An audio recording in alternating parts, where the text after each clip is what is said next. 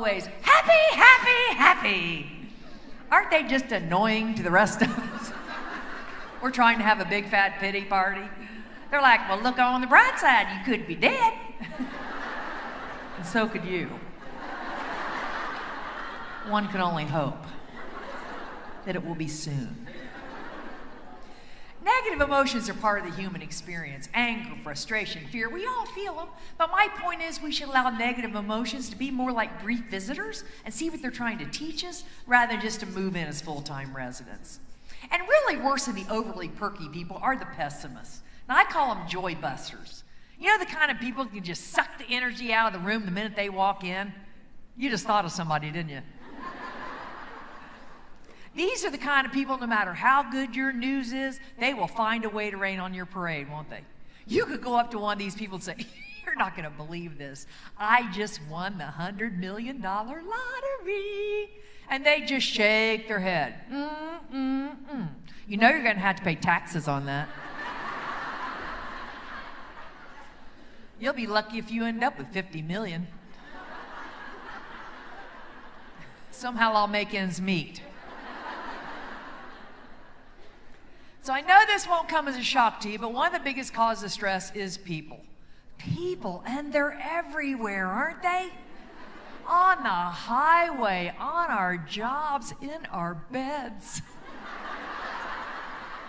I mean, the planet is literally infested with them. The one thing I've learned, and I know you know this, we cannot necessarily control what other people say and do, can we? We can only control what? Ourselves and how we react to what people say and do. Because people can be rude, can't they? I know, I don't have to tell you. And I don't even know if they mean to be, but they can say the most jaw-dropping things. They'll walk up to some young couple, when y'all getting married anyway? Or a newlywed couple, when y'all having a baby? Or somebody like me, heard about your rash? It's rude.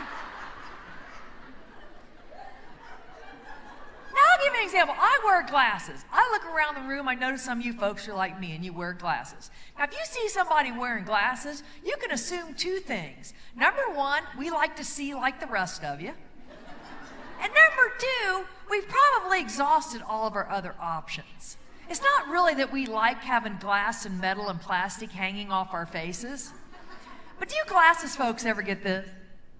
You take off your glasses, rub your eyes a little bit, and invariably somebody will say, you know, you really look a lot better without those glasses. I just look at them and go, you know, so do you.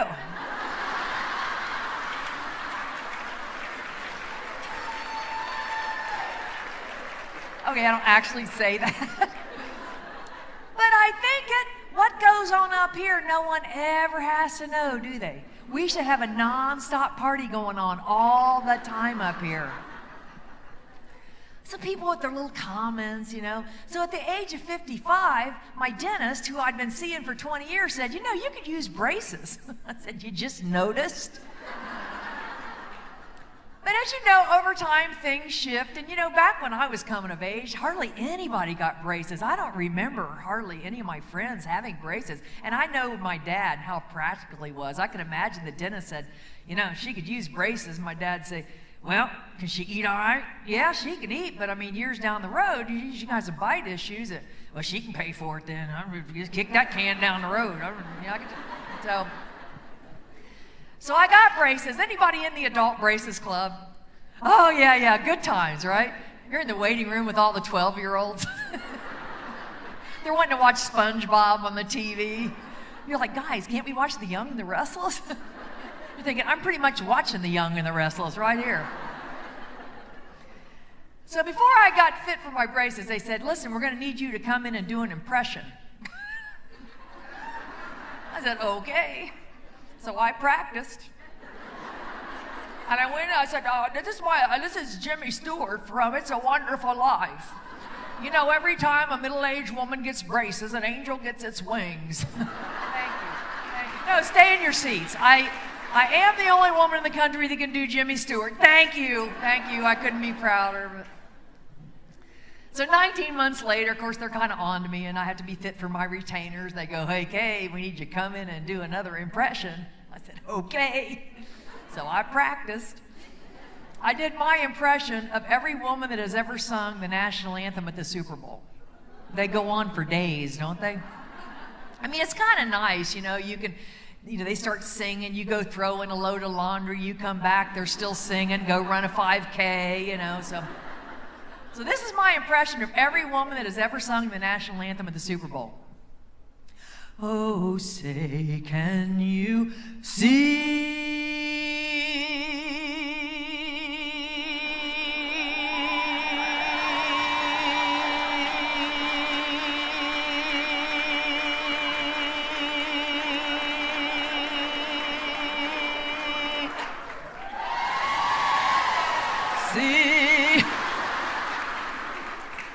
Trying to enjoy a patriotic moment, and all we can think is, can't they just start the game already?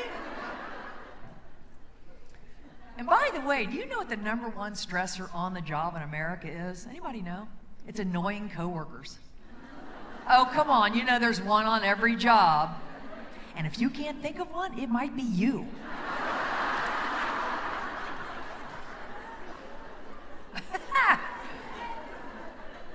We have to laugh. We have to take life seriously enough to realize that humor is all around us. And don't you think people are the funniest when they're not trying to be?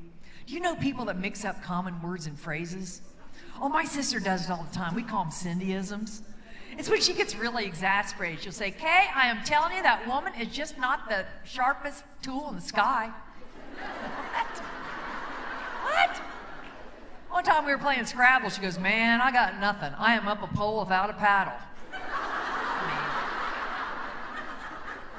But people do it all the time. I do it. We all do it. I ran into this lady that was telling me that her niece had graduated from college, and she was really proud of her, as she should be. She said, she's really smart, too. She graduated Magnum PI. You know, I didn't want to correct her and say, ma'am, everybody knows it's Magna Carta. But there are potentially stressful situations everywhere. What about the stress of driving? You know, I used to weigh out the stress of not getting where I needed to be on time versus the stress of getting a ticket. You know what I finally learned? You just leave earlier. It took me years to figure that out. And I had to learn it because at my age, I can't bat my eyelashes at the young cops and get out of the tickets. I'm like, you really want to give me that ticket?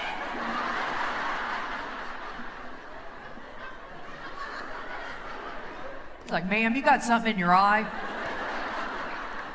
Are you going to be okay to drive? Is there somebody we can call? Maybe a son, grandson, great-grandson? Just give me that ticket, you whippersnapper. I didn't think you gave tickets to pretty girls. We don't, ma'am. Sign here.